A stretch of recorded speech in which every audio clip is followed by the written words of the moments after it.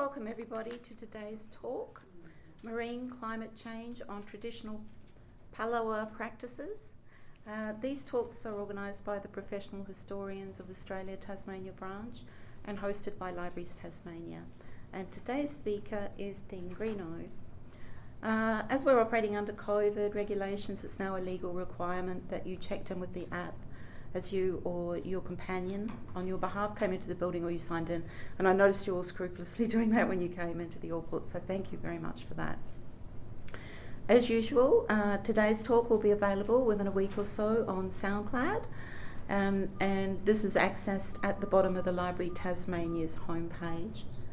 Now, if you haven't already done so, please switch your phones off now. And I'll just do a sound check. You can hear me at the back? Yeah, I'm sure you'll be able to hear Dean well at the back. Now, before we start the talk, I would like to read Library Tasmania's acknowledgement of Tasmania's Aboriginal peoples. We acknowledge the Tasmanian Aboriginal peoples as the traditional custodians of this land, and we pay our respects to elders past, present and future who hold the memories, traditions, culture and hope of Tasmania's First Peoples. Libraries Tasmania also pays respect to the resilience and strength of the Tasmanian Aboriginal people and extends that respect to all First Australian peoples. Now I hand over to Dean and allow him to introduce himself to you. So thank you, everybody. Cheers. Thank you so much for that. How you going? My name's Dean Greeno. I've titled it Having a Yarn because feel free to ask questions as we go. Because even though it's sort of a lineal slide, I'll ping all over the place and then I'll remember things and we'll head down a rabbit hole and hopefully remember the little white rabbit keeps going, I'll come back. So we'll see how we go.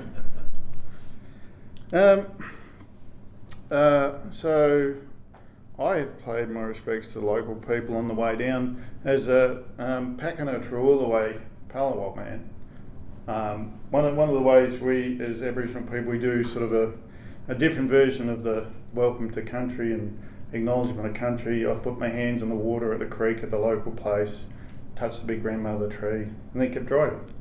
And that's my connection to country when I move in between, especially if I go into state and 64 nations around Australia. We need to greet and meet the elders and the ancestors, especially who hang around those creeks and the big grandmother trees.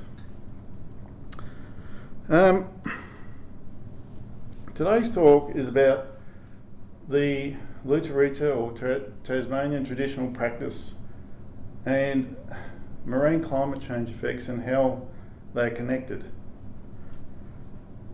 So we're going to walk our way through some slides. I'll introduce myself, talk about traditional practices, some climate effect. I can't go right into the science of the climate effect because honestly, I've been to a ton of the IMAS and Centre of Marine Socioecology, but I'm not a scientist myself, as you'll see. So I'm actually an artist as well as an engineer. I don't know why the two don't connect on the science side, but it takes me a bit.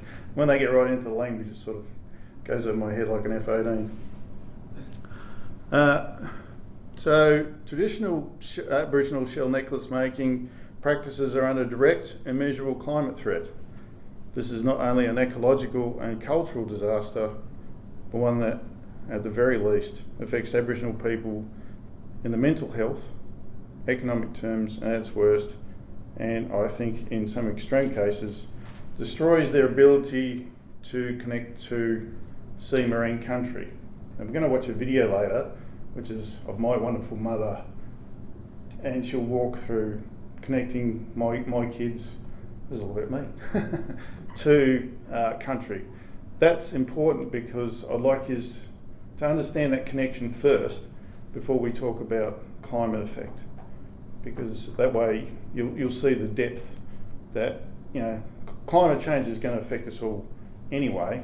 But I to draw you into that aspect, we'll motor on and talk about myself. That's what we should do. So I'm an aircraft maintenance engineer with Qantas for 20 years.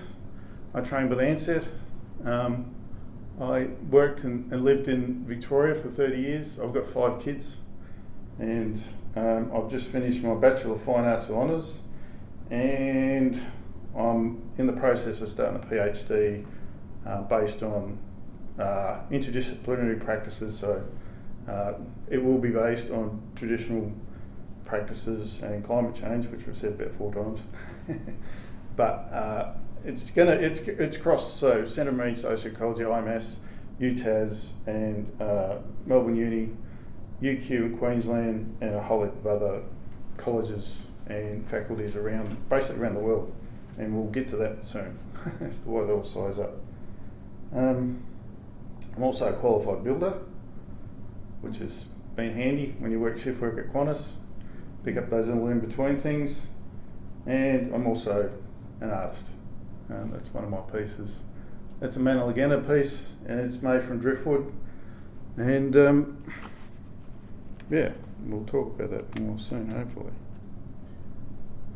Whereabouts can you view that? He will be seen on Manalagana Day. If you go up to my Auntie Patsy's wonderful North East Tasmania connection day with all the history, we're in the process of currently building a plinth for him to stand on.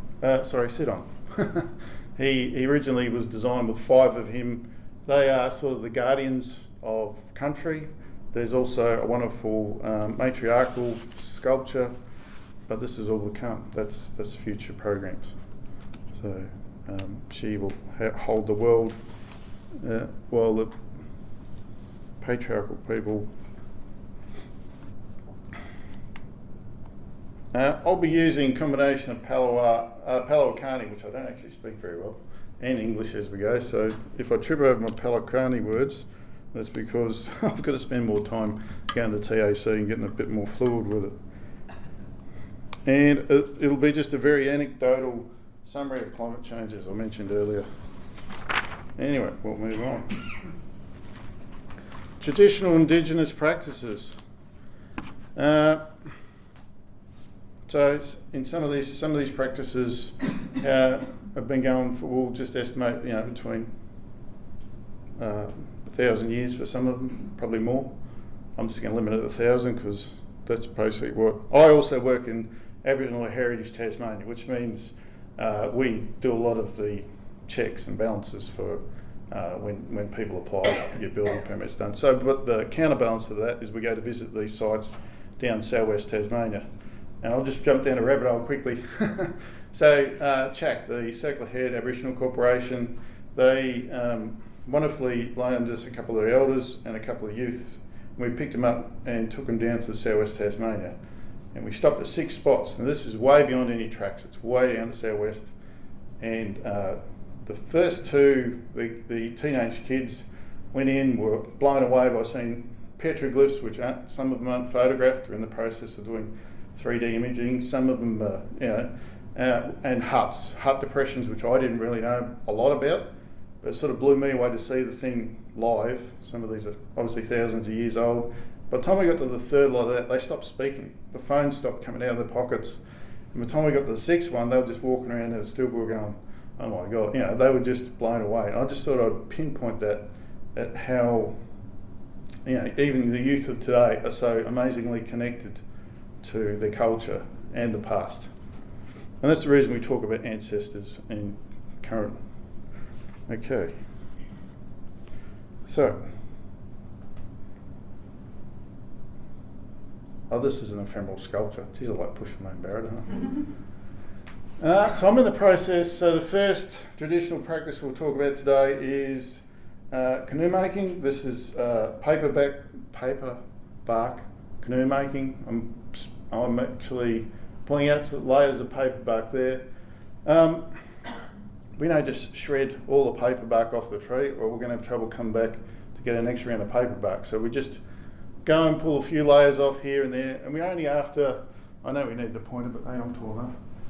This colouring here, that colouring there is that about 3 layers in gives you the strength, the paper, the lamination to tie up the canoes. This is, so there were 2 or 3 different versions of canoe. There was, he's on tap happy. So this is the reed canoe, which my father's made, and it just doesn't want to set. I'm going to sit there and see if we can. Must be on a timer. Oh, hang on.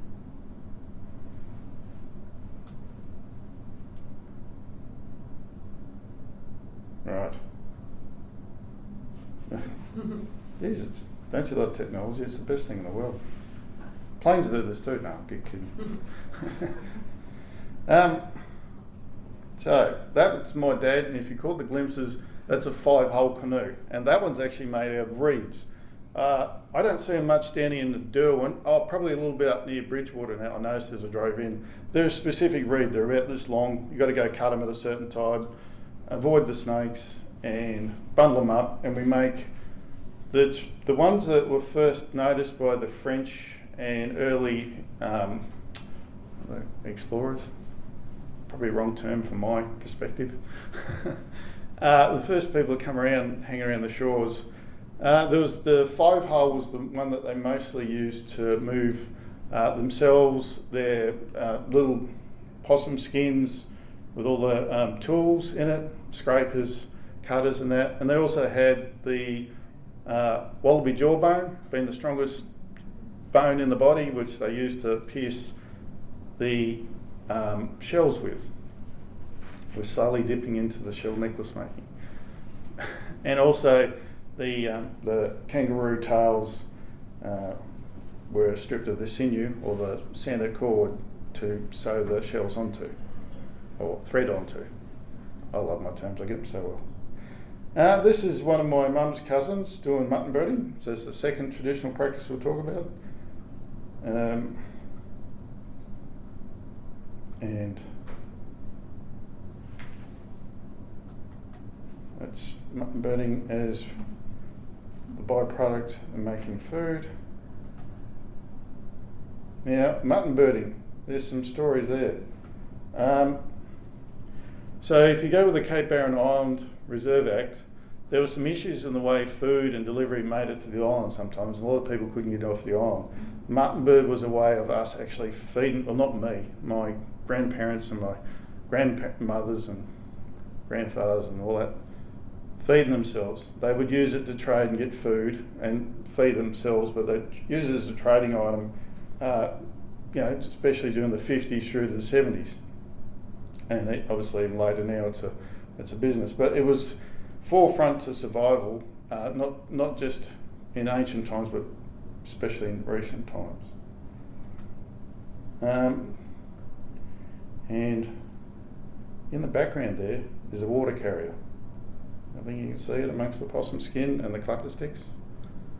QR codes, I forgot about that one. Just to dip in again, that was an artwork I did where I didn't want to have people visiting. I wanted to take the gallery out of the gallery, so I supplied clapper sticks with a QR code, and when you went to the QR code, it brought up a website. Later on in the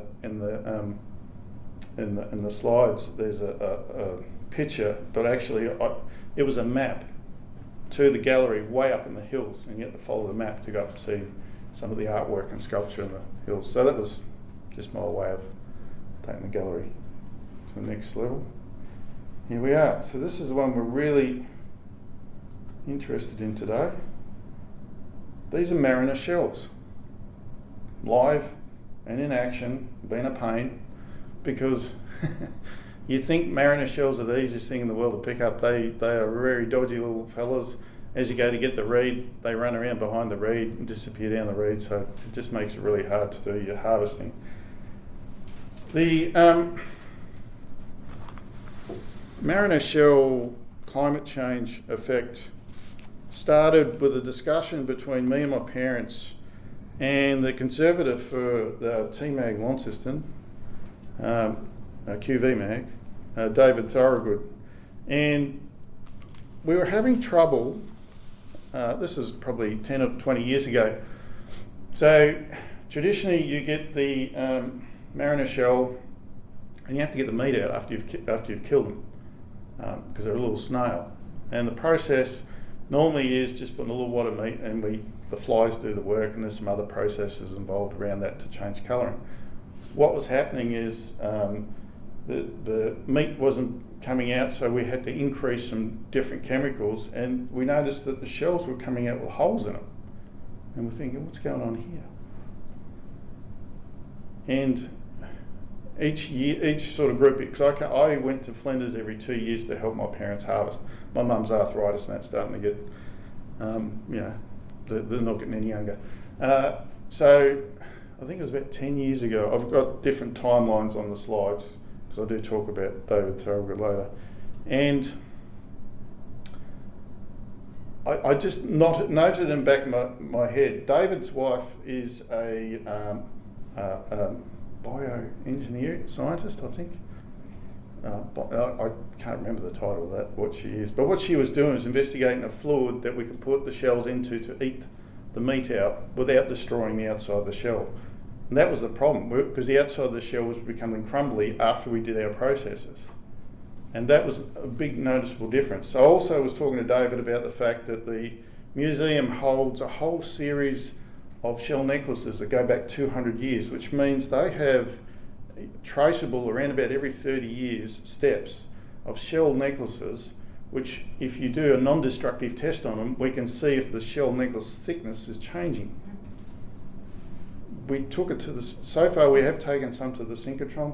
That's my PhD, so I can't dip into that. But I will tell you there are noticeable changes. I will talk through some more of that, but it's in some ways quite startling. It's just going to play. Oh, there we go. Does everyone know this person? This is my mother, Lola Greeno. She's a shell necklace maker, but she also has dabbled in many other contemporary artworks. She's a huge influence in my life, funny enough. But I've got great grandparents and grandparents who've all done these practices, but I've obviously iconically followed my own mother. Is there any questions, by the way, while we're... So I've got a question. Yep. You said there's 3 types of canoes. Yep. What sorts of canoes were used in the southern part? That's down the channel and... Down the channel? Area. Mostly the stringy bark. Okay. Yeah. Which is cut on the outside of the tree. Maybe you'll have a photograph of that later. I wish I did. But the plug, it's not QV, T-Mag, they have one on exhibit. Pretty much as soon as you walk in, I think it's to the right, there's a whole Palawa exhibit. And it's one of my cousins who made it up. And he actually floated it, I think, through on a wooden boat festival back in 2016, 2017. Yeah. My dad's a bit older to try those out, so he throws my kids on it now. Yeah. So that's the reed type and the bark type, they're 2 different sorts that Yeah. used in this general area. Yeah, so they would have used the stringy bark, the paper bark probably on the smaller creeks. They take a bit longer to make too, but they're more solid and they float better with weight. Does anyone realise that we are sort of some of the earliest ceramics makers? Because what the old people did was they used clay and they made up like a little square pan and put the ash in it, but obviously they worked out that you have to dry it out and get it going in sort of fire it, semi-fire. We're only going to talk low temp fire. Put the ash in the clay pot, put it on the canoe and take it across the river to have a continuance of fire when they got to the other side. Because you've got 2 things. When you're crossing a river, especially some of the big ones, you're actually crossing country in a lot of places. And to welcome to a new country, we would do a smoking ceremony just to introduce ourselves to the new ancestors. So it was very important that we carried the fire, not just for food, but for other practices. Just further to that, Yep. what sort of canoe would be necessary to go across the channel to Greeny Island, back to, say, Western Cove? Yeah, a really big one. There are now I'm trying to think of whose diaries they are. I can't remember whose diaries they are. There is a report which very sorry I didn't bring it with me, and it's one of the ones that my father references a lot in his work. Look out for Rex Greeno, there's a book coming out next year. That report has direct copies of a diary of people who had moored up the two channels, and they were watching the Aboriginal people dart backwards and forwards between Bruny Island on these canoes. Not all of them successfully made it, by the way. There is some horrible observation of people getting caught in weather and things. But yeah, so and with push poles to a certain point, I'd imagine. I don't know the depth across there, so yeah. Does that help? It does. That's Truckanini used to do that. Yes, yes. He took my great grandmother across there, which is a little girl. Oh, wonderful! Yeah, what a great tie-in. I did. I was going to see. That's one of the things. Where you live as me, as an artist, I have to stand in between two laws. The sort of the law of being in society and doing my artwork, and the other one is to recognise what our community expects from us as artists. So I was going to do the laws busts, which you see of Truganini, the bronze coloured. They're actually plaster, but that's okay. They look bronze. There's 5 different iterations of those from here to Paris with different shell. You can tell by the different ways the shells are hanging on each one. There's 5 iterations. My idea, I'm very much for engagement. If you walk through a museum, like here, you can walk past an exhibit and it doesn't engage with you. My idea was to bend the wall, so as you walk past Truganini, I was going to animate her with animatronics so that she opened her eyes and locked on to where you were and watched you walk past her. And then shut her eyes and wait for the next person. However, for me as an artist, I had to run that past the QV Mag people, and a lot of them are my relatives, because I wanted guidance from the community on, can I do this? Is this allowed? Because does everyone know the history of Truganini's bones? Okay, so I'm very wary of dipping into that aspect, as much as it's a powerful thing to do that. And they said no. They said she's been through enough. Just move on and come up with something else. And I said that's fine. That's how you progress as an artist. Anyway, okay, we're going to watch that video at the end. Hopefully, I can hold your attention as far as the in depth. But maybe that example I just said sort of gave you an example of the depth of that we connect to when we're talking about shells and shell necklace making. This is my mother's 70th birthday anniversary exhibit that was on 8 years ago, 6 years ago. I say no the age of my mother. It was only her birthday last week too. God, she's going to be happy with me. And that's a possum skin chair, and in the background in the bright green is one of my cousins, Will Stackhouse, who's another sculptor, just to plug in. As you can see, the shell necklaces used over her shoulder are a series of mariner shell harvesting. Boy, you're getting to witness something really, really special. These are Aboriginal, well, it's myself, in a really good pose. My son and my father, all harvesting shells somewhere on some island, somewhere in Bass Strait. Just to keep the mystery. This is a mariner shell when you zoom in. If you take a mariner shell to somewhere like the synchrotron, you zoom right into the layers of the shell's outer coating. Does everyone know what a Mayan pyramid looks like? It's like a square stack of reducing squares. See? Artist, always changing the shape. And it reduces up. That's basically what a mariner shell looks like. Sharp edges, just a whole stack of those around.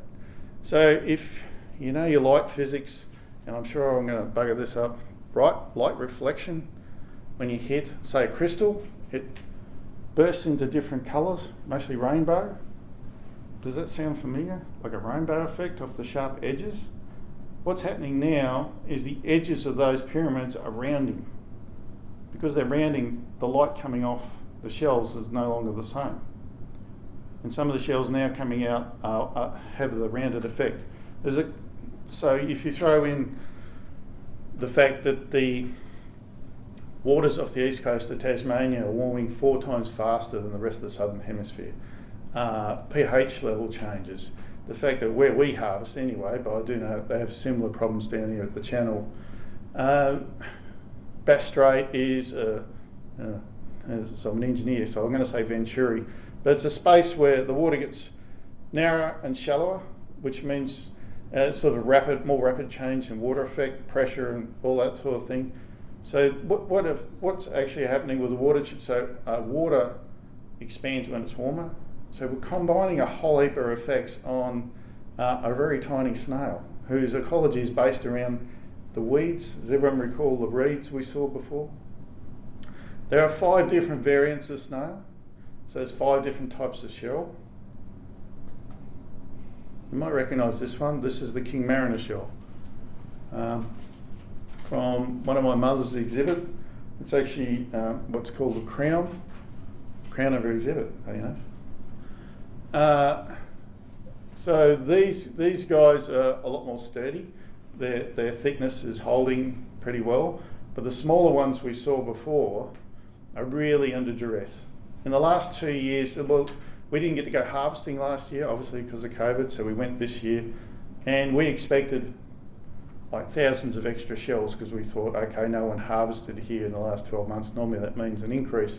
It was pretty much on par with what we were seeing. Like that extra year's gap didn't allow any recovery. We didn't see many changes. Matter of fact, what we did notice is the shells are actually getting pitted holes into the surface of the shell. Corrosion is probably another way to look at it. Like the acidification of the water is strong enough now that I'm dipping into an area I'm not a specialist into. I've got a wonderful guy by the name of Dr. Kane Layton, who's a specialist in these areas. He also deals with the bull kelp seaweed, which is another conversation later. And unfortunately, they're also dying off everywhere. And the CSIRO, these are all parts of the research. Actually, that's the second part. This is 3 parts, 3 research parts that we're trying to cover at the same time. The first pilot program, which is I'm diversifying because I'm trying to get to the point about the acidification. So the first one obviously is the shells. That means we're throwing more in the bin that we can't use, or crushing them up and using them for other items that we do it for. It also means that we've got to be more sustainable in how we harvest. We're now seeking harvesting grounds that we haven't seen since our ground. Often we go around. It's a bit like a farmer with the cows. They cycle around the paddocks so that the paddocks recover. Except with us, it's not every 3 months or 6 months like cows. It's between 2 and 5 years. To get the king mariner necklace there, we would harvest probably 12 shells in a set period, 6 to 10 times a year. So it takes 2 years just to collect all the shells for that one piece. Now to get the similar amount, it's blowing out to 5 because their growth rates, because we don't just go and pluck them and get rid of all the shells that are there. We harvest according to sustainable and cultural practices handed down. So if that makes sense, yes. I'm going to review some notes and make sure that we've any questions so far, because I've probably just confused you all. Yes. What do you use to thread the shells together? Well, back in the day we used the sinew from a kangaroo tail. Mum uses a special cotton from somewhere overseas. I cannot remember the name of it, but I know that we order it in a bulk amount because it's the only thing that's strong enough, doesn't stretch, doesn't change with temperature. But I think we only swapped between the two not long ago, probably 30, 40 years ago is when they changed that practice. Well, when you mentioned putting the shells in a synchrotron, does that mean you've got scientists who are going to publish things about it, like the effect of the acidification on the Yeah, that's a terrific point, and probably what I stumbled over when I was trying to organise in my head what I was trying to say. So at the moment I have a pilot research program, and all it is we are interviewing elders around Tasmania and getting their observations for the last 30 years. we pushed that forward because in just before COVID, we had a horrible 12-month period where 3 wonderful elders passed away, which was something like 200 years of knowledge. And so I went to Riowana and I said, guys, you know, if I wait for this, I was actually an undergrad, only my second year, and I said, we need to get this rolling. And they all go, yes, you can go do that now. Once you start your, you know, I'm not even qualified to start a PhD at that point. Sometimes it's preeminent. Anyway, so that so CSRO, Centre of Marine Socioecology, and Riowana got together through me, and we've got a pilot program where we're interviewing and getting those experiences. That will be the forefront for an ARC grant. Once we get an ARC grant, we can pin some PhDs, potential PhDs under it, and each one of those, as you suggested, the synchrotron work at the moment has only been funded by David Thorogood himself out of his own pocket, and it's just an entry piece, just to get a taster. And the fact that all these things come out of just that one 3-day visit, I think, was several years ago at this point. I mean, I'd love to go back down and actually take the pitted shells, but you know, obviously, time and money and all that sort of thing. But yes, that's a future aspect for sure. Would these mariner shells grow onshore as a lot of other things are being done onshore now? Yes, that's one of the options that we're looking at. Dr. Layton, got to use his second name, so I'd call him another name, good mates. He is a specialist in aquaculture as well. Two other guys who work with him are specialists in aquaculture, and that is also part of the investigation that will go down that path. But because, how many of you guys have done background like honours, masters and that? You've got to do literature reviews.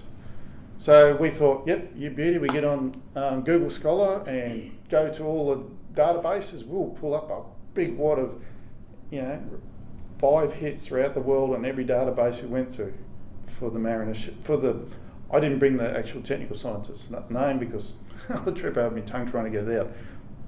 There was only 5 hits, which is kind of good. That means I've got a big area to walk into, but it's kind of bad because it means your datum points or your monument points are so far apart that you need to pin more work in between to try and bring it into what you're talking about and you're talking about with aquaculture, ecology and all these things. So it was good but kind of bad. Anyway, we're stepping through that process by breaking it down to the small modules and working our way through that process.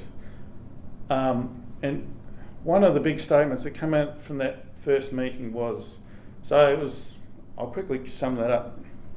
3 years ago, I was doing fine arts, and one of the electives was they came in and said, what we want you to do is answer your own question. You create a question, you answer it, and come up with a 6,000 word essay. So I sat back and went, what are the climate change effects on traditional Indigenous practices? Did some bit of research, and then I thought, well, I've got to contact the pros. Contacted IMAS, Professor Greta Pecci and Dr. Kane Layton invited me down after this amazing meeting where I told them all this observation that we had over basically 30 plus years, because we've since discovered some of my grandmother's necklaces.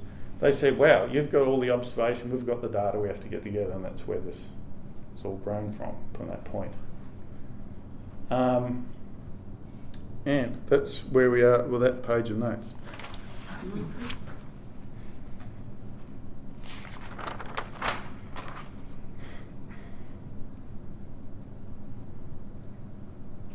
Yeah, so we've got to line up all our research ducks in a row so that we can move forward, and that's one of the big things moving forward. The connections between mental health and things like that, that's sociology, psychology, all those elements are all going to get thrown into this.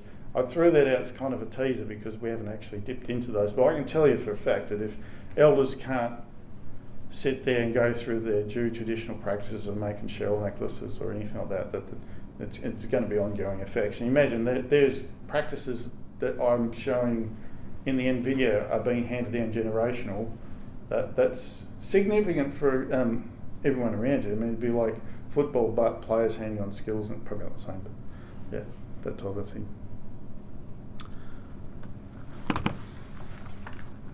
Jeez, I'm whizzing through the notes, eh? Okay. If you recall, I'm just going to deviate to the story around that sculpture you saw before. Should I? Yeah, I'll do. Let's go back and have a look. Just because we can.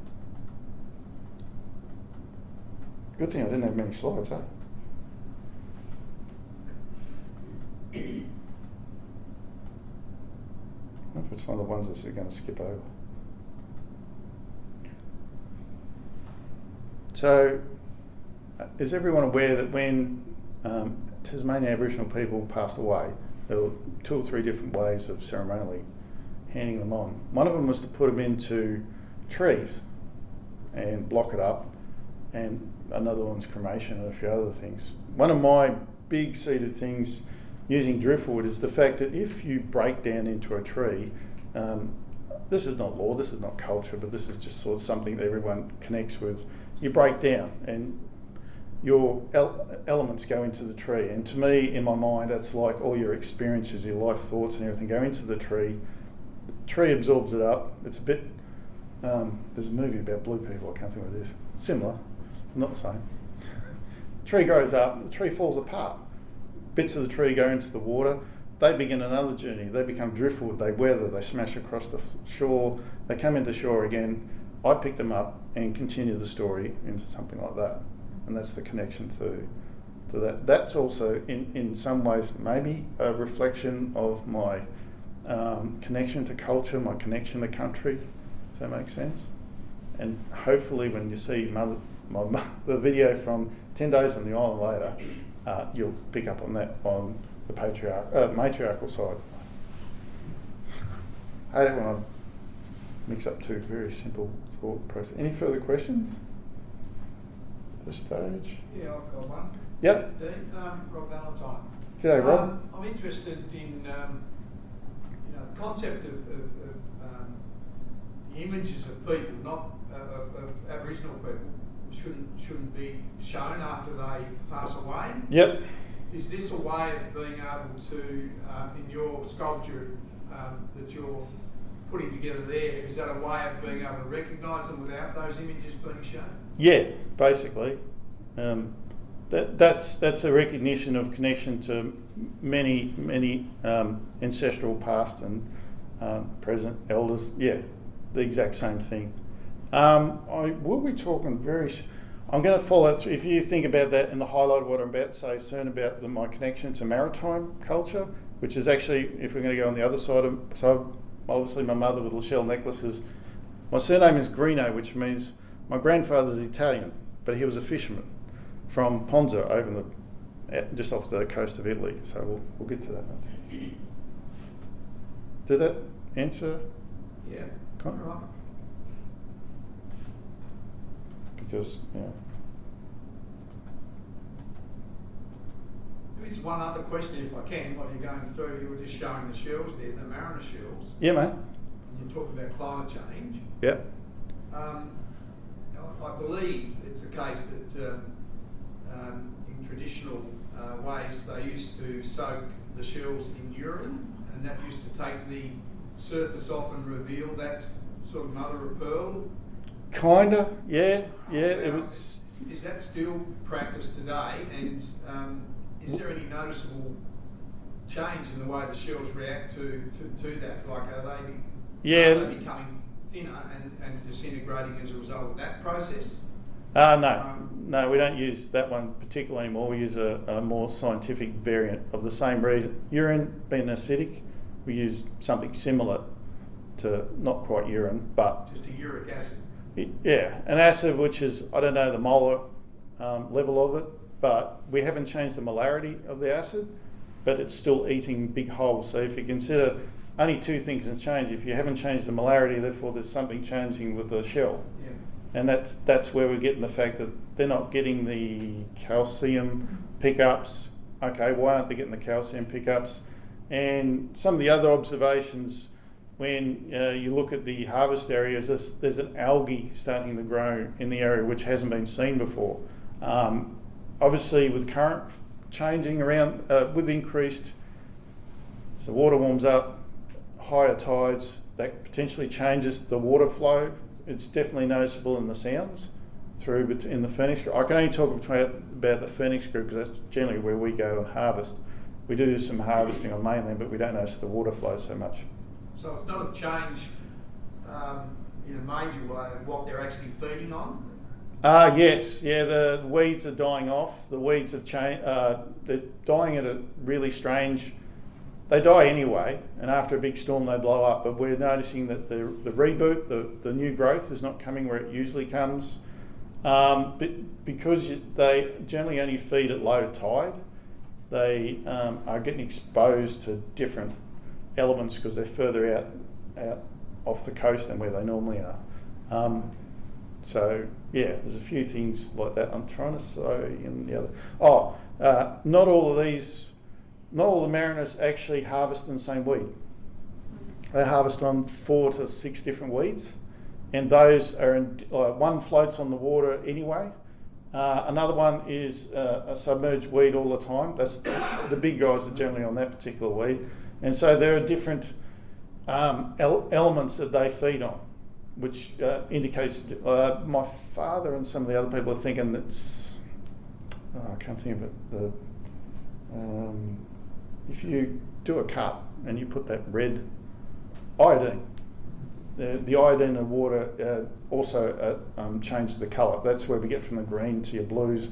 If you go down and get the blue mariner from down Bruny Island and compare it to the blue mariner on Flinders Island, they're completely different colours.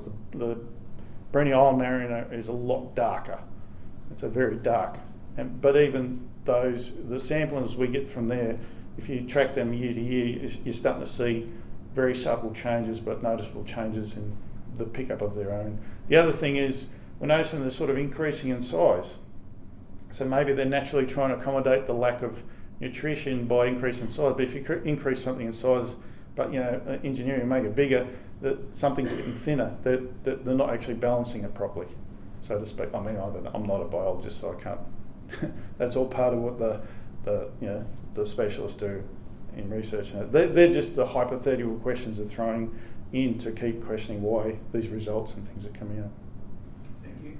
Cool. So is it the little mariners, are they the ones you're having the problem with, or is it the little ones mainly, but the big guys, the big king mariners, the numbers are dropping, which means they obviously start from a smaller shell and grow up, and we're thinking they're getting to a certain point and they just haven't. We haven't got into whether it's territorial or anything. I don't think they are, but they're just not getting past in a bigger numbers a certain size. The size is only about 12 mils. Those are around 25 to 40 mils. The bigger ones, they vary in size. So there's a whole lot, and you can tell on the shore really where you harvest the king mariners. We're starting to see a lot of the juveniles blowing up on the shore. You didn't really see that before.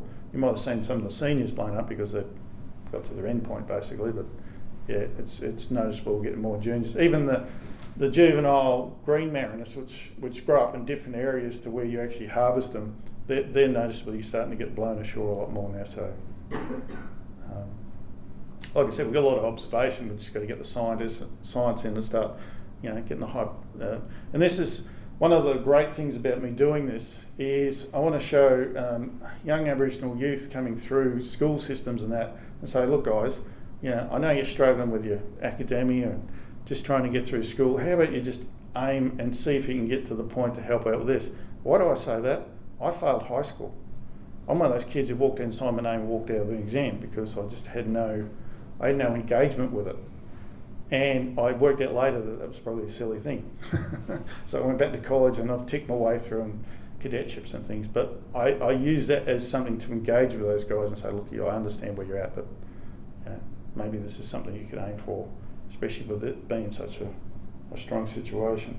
Oh, that's an area I get the driftwood from, just in case you're wondering.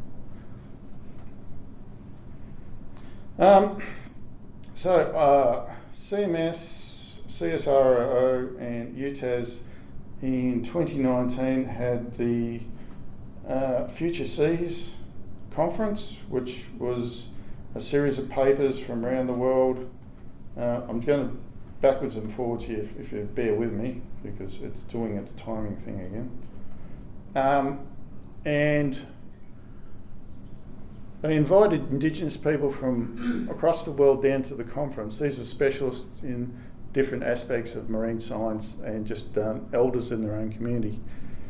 The Future Seas Journal was a series of 14 different papers covering various aspects of the challenges involved in the oceans for the next 10 years. It's a UN mandate that they've jumped on, and I believe that journal is going to become available later, 22, so early next year.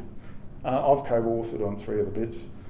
But these wonderful guys here are Hugu, who's an elder Taiwanese elder. Geez, I got that the wrong way, didn't I? Russ is chief of the Haida from Canada, and Nanook is an Inuit from Greenland, and some other fellow just sat there. I don't know who that fellow is.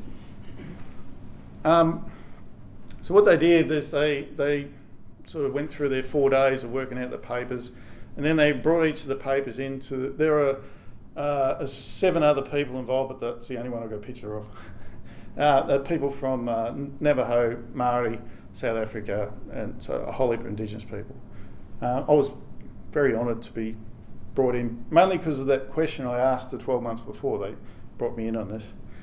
They brought each paper past, and we put in what we call the Indigenous Perspective. They were talking about food from the oceans for the next 10 years to feed 5 to 7 billion people, I think, if they extrapolate the different graphs. And we threw in things like, we were talking about sustainable practices, and they were talking about from a factory, and we were talking about from Indigenous sustainable practices, like Nanook was talking about how they do the fish in Greenland, and Chief Russ was talking about he went bear hunting. Wonderful conversations.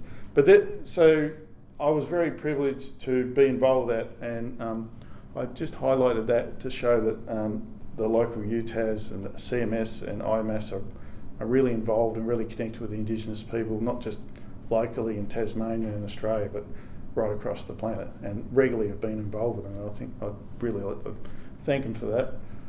I want a quick rabbit hole. Gee, I'm good at rabbit holes. So I stayed with Hugu in a big shared accommodation, and Chief Russ, Nanook was somewhere else, but we had breakfast together every morning and tea every night. And I just want to say that I sat at a table at breakfast. I had an elder from Taiwan here, a chief of the Haida Indians there, and a professor of psychology and philosophy sitting there. And I didn't say a word for the first 4 hours of the day, just listening to these amazing people to and fro talking about all the in-depth aspect. Like Hugo would talk about his engagement with the flying fish, and they would talk about the connections to how they build their boats and how it was, I'm telling someone else's story, but I'm making it very vague as possible because that's important. The carvings on the boat represent all these amazing stories that they connect to, and it talks about the predator-prey combinations in the way which reflects seasonal attributes on how they fish, when they build the boats, as a youth growing up, and all these sorts of things. So yet another reflection on connection to country on another side of the world. So, and actually, to your point before about aquaculture, Chief Russ had just been finished working with the Canadian Department of Aquaculture, will say. They'd just been sorting something like that, a farm out before they came over last year. I thought it was and that was for the Haida themselves. And so we go to wary of time, because I'm really good at waffling. Oh God, I am too good at waffling. I've got 6 minutes to go. It's a 7-minute video. This is what, if you went to the QR codes on the clapper sticks, this was the connection, and it was a detailed drawing of the map. Do you like the colours? Yes. Do you know what this is? What you're looking at is bull kelp with a light behind it. Bull kelp, naturally with the sunlight behind it, makes these beautiful colours. And so I drew a little map on that. After this, I made canvases out of bull kelp and did sort of vague paintings, but they're all sold, unfortunately. They'll be in my next exhibit. We're just going to race through it now. So it's just a reflection of observing detail is what brought me on this story. My parents observing different cultural practices, connections to country. Now we're just going to quickly dip into, this is my great-great-grandfather. Great-great? Might be too many greats. So it's my father's grandfather. His name's Sykes or Dar. This is the same bay we've just seen harvesting too, by the way. So it just shows you we've been cycling around this bay for a long time. In 1974, he was 80 something years of age, still doing this. He taught me how to make traditional button snares, which is a snare made from all the materials from the bush. No rope, nothing, you make the twine and the kangaroo jumps on it and we use it. So that was taught to him by his great-grandfather, who was also 80 to 90 years old. So if my great-grandfather was born in 1895 and his great-grandfather was born in 1830, can you see that's 2 steps of knowledge to my knowledge? I mean, and consider that in the light of some of the other arguments that go through political circles. This is him teaching navigation through the channels in Flinders. This is my grandfather, my father's father, from Ponza in Italy. This, my father, funny enough, he's also an artist. There you go, what a bonus. And this is him as a fisherman. That's actually James Craig down here, which is pretty cool. I sort of got in it. And this is my son, getting into crayfishing. So that's just giving you the lineage on the time we spent in that area observing the changes in the shells and the bay and all the aspects of it. The end. I'm just going to show this video. If you want to hang, you're under no obligation, but I just thought it'd be really nice just to show it. Anyway, thanks very much for coming along and listening to me wobble around that particular topic.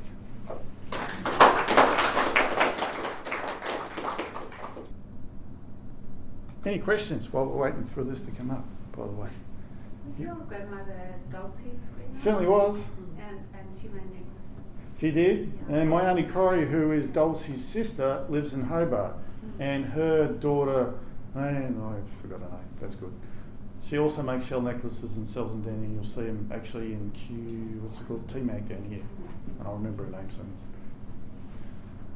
soon. Yes? Oh, so with the shell necklaces, yep. How far back do you have examples that you can date? So we have 200 years in QV mag and T-Mag, but private collections probably go back to the French. There are some overseas, which we're currently, I think there's another round of repatriation of bones coming up soon, and I think that's going to be part of that. Also, the repatriation of bones has found other aspects of culture in there. I've got to dance around that very gently, but because of what's involved. But yes, there are samples older, but probably not much past. Is it the French are the earliest? I think the French are the earliest pickups on the shell, because we use them as trading items. You knew that? Yeah. Okay. So we just trade those for food and other items. So there was a lot that went out. Some of the early ones are only mariner shells and combinations of rice shells, but it's very rare you've found old crows. They sort of come in about 100 years later, and then we step into some of the more contemporary combinations. But each grouping of shells on the necklace tells a story. All the individual practices, if you was lucky enough to go to the opening of their exhibits, some of them will tell you a story connected to it. Not necessarily always, but my mum loves to connect to one or two of her stories, the ones that she's not passing on, obviously. Related to that telling of stories, yep. How much is the information transferred from generation to generation in the way of song or dance, as it is on the Big Island, or? Yeah, not so ours is more. I'll say definitely the last 70 years, but more in a contemporary manner. So the Cape Barren Islands have their own sort of language. They had their own unique styles of playing, and I can't remember the two wonderful people I heard as a boy. One of them has just recently passed away, that's why I can't remember his name. That storytelling, and would often be around mutton birding, all the events. I can remember we would mutton bird. It's funny how some of these correlated at the same time. I remember going mutton birding with a great grandfather that you'd just seen actually in that boat over to the islands, which are in the background of this picture. We come into a little local bay where we lived, and my grandmother would be sitting there dunking the mutton birds in and pushing the down off, but at the same time my cousins and my older cousins and my uncles would be up the back tapping the spoons, sometimes with a guitar, just working their way through the cold night, because there'd be just a fire sitting there as us young fellas are trying to cut the wings off the birds because we're hopeless, and a lot of good scars on my fingers. So it's just, that was, and often they're sort of shanty-like, but it was important because they told us some of the stories of in even earlier days when we were talking about the Bass Strait pirates and things like that you would have heard of. I've heard all different sides of that story. And the shipwrecks. Well, there you go, there's a rabbit hole. My great-grandparents' house was built from some of the shipwrecks around the island, and this is one of the bad stories about maritime heritage, which I've talked to another crew about. The house, the doors were the doors out of these big 200 feet square rig cutters, bark ships, and they had portholes. The front panel where the water would wash off the door. The beams, all the floor beams were just the decking boards, the bath and that come out of the boat. But what really stood out was the huge water tanks, which are great big square riveted things sitting outside. And the toilet drop pit they had this real plush porcelain toilet sort of thing, which is actually out of the boat, which sat over a drop pit, which was the weirdest thing to be involved with. So when I came over to get them flushed, I was like, oh, look at that, they got a water running one. Yeah, sorry, went straight down a rabbit hole there, but that's generally what this is about. Here'd you go. Any further questions, by the way? Yes? Just a science question. I read yesterday that research has shown that virtually every beach in the world is now it's got microplastics in it, and it's in the ocean as well. We need but to come to country. Sand, is it heating up because the beach? Country tells us a lot. The beaches are getting hotter as well as the water. So is that affecting the shells washed up on the beach? I'll give you a real layman's version of that. So I'll dip into mutton birding first. So the microplastics are getting into the mutton bird gullet, which is impeding their ability to get energy from the krill that they get, which is what the whales feed on. So obviously there's an intersection there. They are coming, last year or the year before, they came back 2 weeks late. They come back at just about a definitive time in 24 hours. They were 2 weeks late. Observations, there was a boat heading south to Antarctica. They noticed they had all shot past their landing grounds, and they were seen feeding up on krill before they come back. So that explained the 2 week cycle. When they open up the birds now, we do what's gurrying. So there's a lot of oil in their stomach, and we actually keep that because you can scoop the oil out to use for other things. Well, the amount of microplastics coming out of that is just mind-blowing. They're literally having to throw barrels of the stuff out. Well, there's other ways of disposing of it, but we won't go there. The beaches themselves, so I didn't realise this, but the water levels rising and people wondering why the islands in the Pacific aren't all dunking out of the water. So sand is made up of coral. Coral, obviously, if coral is bleaching, normal coral is a cycle. It's growing and it breaks down and it all gets blown up in the beach, and which continuously builds up and keeps the island in play. With the bleaching of the coral on the barrier reef, that also is sort of increasing the speed of the rise of the water. I can't talk about the heat in the sand, but it kind of makes sense from what you're saying, from what I understand. But those are just some of the observations I've made just from going to some of the briefs that they talk about, because ocean currents are changing.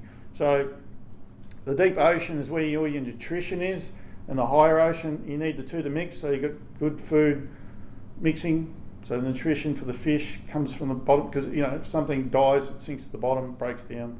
So all that's got to be mixed up. With the change in temperature, these heat blooms is actually, now I'm jumping the gun here, but not quite reversing, but changing ocean currents. I'm not talking little local ones through Bass Strait, but big. the Pacific currents and that are making noticeable changes. I think they're going to, that's all part of another bit of research which is coming out soon. Does that help you in any way? Yeah, I only read it yesterday about Yeah. the actual sand getting hotter. Yeah, yeah, it does make sense though. Yeah, for sure. Any further questions? Well, thank you so much, Dean. I That's- so enjoyed that. It's been wonderful and so enriching.